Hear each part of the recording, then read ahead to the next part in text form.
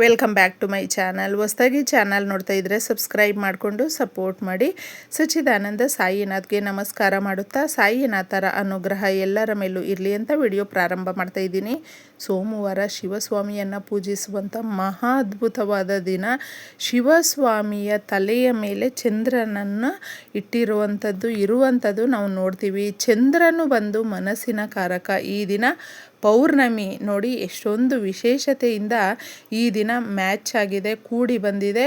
Miss ಮಾಡಿಕೊಳ್ಳದೆ ಈ ಪರಿಹಾರಗಳನ್ನು ಮಾಡಿಕೊಳ್ಳಿ. ನಿಮ್ಮ ಮನಸ್ಸಿನ ಮೇಲೆ ಅಗಾಧವಾದಂಥ ಪ್ರಭಾವ ಬೀರ್ತಾ ಇದೆ. ತುಂಬ ನೋವಾಗ್ತಾ ಇದೆ.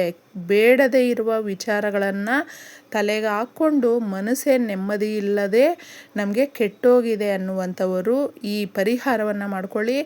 ಏಜಿಗೆ ಬಂದಿರುವಂಥ ಮಕ್ಕಳಾಗಿರಬಹುದು, ಗಂಡ ಹೆಂಡತಿ ಆಗಿರಬಹುದು, ಯಾವಾಗಲೂ ಮನೆಯಲ್ಲಿ ಕಿತ್ತಾಡ್ತಾ ಇರ್ತಾರೆ, ಹೊಂದಾಣಿಕೆ ಇರೋದಿಲ್ಲ, ಏನು ಹೇಳಿದ್ರೂ ಕೂಡ ಸಮಾಧಾನ ಆಗೋದಿಲ್ಲ. ಅಂತಹವರು ಮುಖ್ಯವಾಗಿ ಈ ದಿನ ಚಂದ್ರನ ಕಿರಣಗಳು ಬೀಳುವಂಥ ಜಾಗದಲ್ಲಿ ಹಾಲು ಅಥವಾ ನೀರು, ಪಾಯಸ, ಅನ್ನದಿಂದ ಮಾಡಿದಂಥ ಯಾವುದೇ ಆಗಿರಬಹುದು ಸಿಹಿಯನ್ನು ನೀವು ಈ ರೀತಿ ಚಂದ್ರನಿಗೆ ಅರ್ಪಿಸಿ, ತದನಂತರ ಅದನ್ನು ಮನೆಯವರ ಎಲ್ಲರೂ ಕೂಡ ಸ್ವಲ್ಪ ಸ್ವಲ್ಪ ಪ್ರಸಾದದ ರೂಪದಲ್ಲಿ ತಗೊಳ್ಳಿ. ಓಂ ಚಂದ್ರದೇವಾಯ ನಮಃ ಈ ಮಂತ್ರವನ್ನು ಹೇಳ್ಕೊಳ್ತಾ ಮಾಡಿಕೊಂಡಾಗ ನಿಮ್ಮ ಮನಸ್ಸು ತುಂಬ ಸುಧಾರಣೆ ಕಾಣುತ್ತೆ. ಒಳ್ಳೆ ಡಿಸಿಷನ್ ಮೇಕರ್ ಆಗ್ತೀರಾ.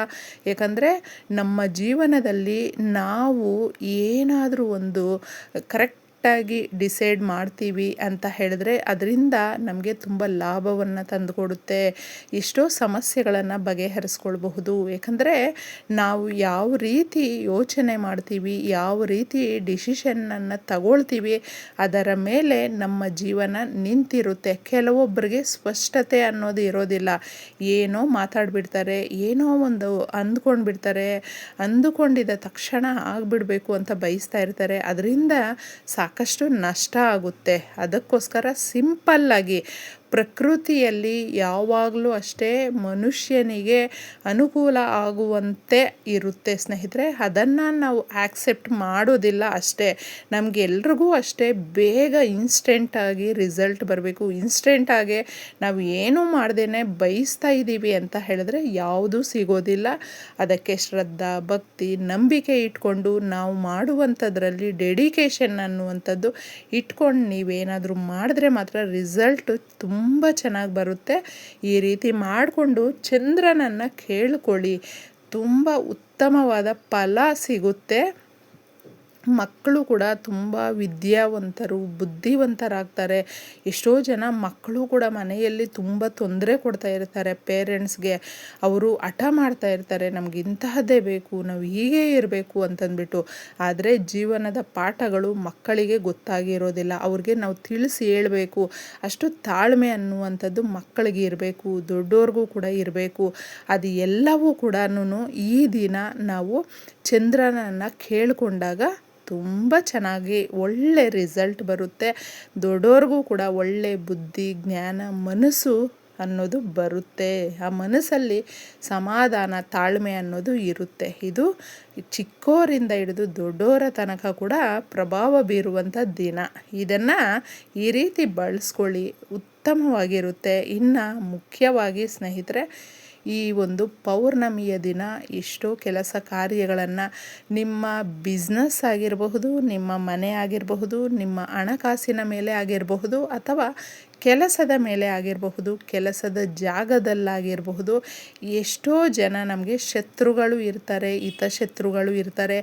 ಅವರಿಂದ ಆಗುವಂಥ ನಷ್ಟವನ್ನು ನಾವು ತುಂಬಾ ಕಷ್ಟಪಟ್ಟು ಭರಿಸ್ತಾ ಇರ್ತೀವಿ ಅಂತ ಹೇಳಿದ್ರೆ ಇದನ್ನು ಮಾಡಿಕೊಳ್ಳಿ. ಮನೆಯಲ್ಲಿ ನೀವು ಬಯಸಿದಂಥ ನಿಮ್ಮ ಆ ಒಂದು ಮನಸ್ಸಲ್ಲಿ ಏನು ಕೋರಿಕೆಗಳು ಇರುತ್ತೆ. ಎಷ್ಟೋ ಜನ ನಾವು ಪ್ರೀತಿಸಿದಂಥವರು ನಮ್ಮಿಂದ ದೂರ ಇದ್ದಾರೆ, ಅವ್ರನ್ನ ನಾವು ಮಾತಾಡಿಸ್ಬೇಕು, ಅವರು ನಮ್ಮ ಜೀವನದಲ್ಲಿ ಬಹಳ ಮುಖ್ಯವಾಗಿರುವಂಥ ವ್ಯಕ್ತಿಗಳಾಗಿರ್ತಾರೆ. ಅಂತಹವರಿಗಾಗಿ ಮಾಡ್ಕೊಳ್ಬಹುದು. ಮನೆಯಲ್ಲಿ ಸಮಸ್ಯೆಗಳಿಗಾಗಿ ಮಾಡ್ಕೊಳ್ಬಹುದು. ಯಾಕಂದರೆ ಮನೆಯೇ ಮಂತ್ರಾಲಯ. ನಾವು ಮೊದಲು ಮನೆಯಲ್ಲಿ ಇರುವಂಥ ಅಲಕ್ಷ್ಮಿಯನ್ನು ಓಡಿಸಿದಾಗ, ನೆಗೆಟಿವ್ ಎನರ್ಜಿಯನ್ನು ಓಡಿಸಿದಾಗ ತಾನಾಗೆ ನಮಗೆ ಅನುಕೂಲ ಆಗುತ್ತೆ. ಒಂದು ಗಾಜಿನ ಲೋಟ ತಗೊಂಡು ಅರಿಶಿಣ 1 ಸ್ಪೂನಷ್ಟು ಹಾಕಬೇಡಿ, ಅದಕ್ಕೆ ಅರಿಶಿಣದ ನೀರಾಗುತ್ತೆ.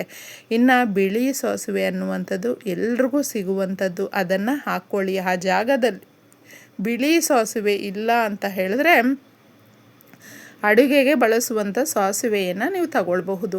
ಕಲ್ಲುಪ್ಪನ್ನು ಒಂಚೂರು ಇಡಿ ಹಾಕಿ, 1 ಇಡಿಯಷ್ಟು ಕಲ್ಲುಪ್ಪನ್ನು ಹಾಕಿ, ಹಾಗೂ ಒಂದೊಂದು ಚಿಟಿಕೆ ಅರಿಶಿಣ ಕುಂಕುಮ ಎರಡನ್ನು ಹಾಕಿ. ಇಷ್ಟನ್ನು ನೀವು ಹಾಕಿದಾಗ ಶಕ್ತಿದಾಯಕವಾದಂಥ ನೀರು ರೆಡಿಯಾಗುತ್ತೆ. ಈ ನೀರನ್ನು ನಿಮ್ಮ ಮನೆಯೆಲ್ಲ ಓಡಾಡಿಸ್ಬೇಕು. ಓಡಾಡಿಸ್ತಾ ಒಂದು ಕೇಳ್ಕೊಳ್ಳಿ, ನಕಾರಾತ್ಮಕ ಶಕ್ತಿಗಳು, ದರಿದ್ರ, ಅಲಕ್ಷ್ಮಿ ಹೋಗಬೇಕು. ತದನಂತರ ಇದನ್ನು ನೀವು ಮನೆಯ ಹೊರಗಡೆ ತಗೊಂಡು ಬಂದು ನಿಮ್ಮ ತಲೆಯ ಸುತ್ತು 7 ಬಾರಿ ಸುತ್ತಕೊಂಡಿದ್ದೆ ಇದನ್ನು ಚರಂಡಿಗೆ ತಗೊಂಡೋಗಿ ಎಸೆದುಬಿಡಿ. ಇದನ್ನು ಸಂಜೆ ಮಾಡಿಕೊಂಡ್ರೂ ಕೂಡ ನಡೆಯುತ್ತೆ. ಇನ್ನು ಮುಖ್ಯವಾಗಿ ನೀವು ಎಲ್ಲಾದರೂ ನಿಮಗೆ ಬೇವಿನ ಮರ ಸಿಕ್ತು ಅಂತ ಅಂದ್ಕೊಳ್ಳಿ. ಬೇವಿನ ಮರದ ಹತ್ರ ನಿಮ್ಮ ಮನೆಯಲ್ಲಿ ಎಷ್ಟು ಬೆಲ್ಲ ಇರುತ್ತೋ ನಿಮ್ಮ ಶಕ್ತಿಯ ಅನುಸಾರ, ಇಷ್ಟೇ ಅಂತ ಹೇಳೋಕ್ಕಾಗಲ್ಲ, ನಿಮ್ಮ ಶಕ್ತಿಯ ಅನುಸಾರ ತಗೊಂಡಿದ್ದೆ ಆ ಬೆಲ್ಲವನ್ನು ಹಿಡ್ಕೊಂಡು ಸೀದಾ ಬೇವಿನ ಮರದ ಹತ್ರ ಹೋಗಿ, ನೀವು ಇಷ್ಟಪಡುವಂಥ ವ್ಯಕ್ತಿಯಾಗಿರಬಹುದು ಅಥವಾ ನಿಮ್ಮ ಸಮಸ್ಯೆಗಳಿಗೆ ಇನ್ನಷ್ಟು ಆ ಸಮಸ್ಯೆಗಳು ಹೋಗಿ ನಮ್ಮ ಮನೆಯಲ್ಲಿ ಮೊದಲು ಭೂಮಿ ಲಾಭವನ್ನು ತಂದುಕೊಡ್ಬೇಕು. ಯಾಕಂದರೆ ಎಷ್ಟೋ ಜನಕ್ಕೆ ಆಸ್ತಿ ಇರುತ್ತೆ.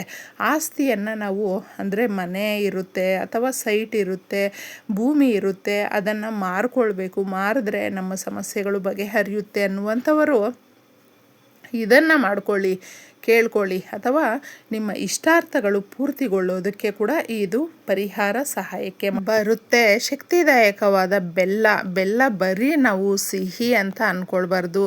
ನೈವೇದ್ಯಕ್ಕೆ ದೇವಾನುದೇವತೆಗಳಿಗೆ ನಿವೇದನೆ ಆಗುವಂಥ ಪರಿಶುದ್ಧವಾಗಿರುವಂಥ ಪದಾರ್ಥ. ಇದರಿಂದ ನೀವು ಏನೇ ಕೋರಿಕೆ ಕೇಳಿಕೊಂಡ್ರು, ಏನೇ ಸಮಸ್ಯೆ ಹೇಳಿದ್ರು, ಎಷ್ಟೇ ಕಠಿಣ ಸಮಸ್ಯೆಗಳು ಇದ್ದರೂ ಕೂಡ ಅದನ್ನು ಬೇಗ ಪರಿಹಾರ ಮಾಡುವಂಥ ಶಕ್ತಿ ಬೆಲ್ಲಕ್ಕೆ ಇದೆ. ಇದನ್ನು ನೀವು ತಪ್ಪದೆ ಈ ರೀತಿ ಉಪಯೋಗ ಪಡಿಸ್ಕೊಳ್ಳಿ. ಈ ದಿನ ಸಂಜೆಯ ಒಳಗಡೆ ಎಲ್ಲೇ ನೀವು ಬೇವಿನ ಮರ ಕಾಣಿಸಿದ್ರೂ ತಪ್ಪದೆ ರಹಸ್ಯವಾಗಿ ಯಾರಿಗೂ ಹೇಳದೆ ಈ ಪರಿಹಾರವನ್ನು ಮಾಡ್ಕೊಳ್ಳಿ. ಹೋಗಿ ಅದರ ಹತ್ರ ಬೆಲ್ಲ ಹಾಕಿ ನಿಮ್ಮ ಸಮಸ್ಯೆಗಳು, ಇಷ್ಟಾರ್ಥಗಳನ್ನು ಹೇಳ್ಕೊಳ್ಳಿ. ಎಲ್ಲವೂ ನಿಮ್ಮ ಕೋರಿಕೆ ನೆರವೇರಲಿ.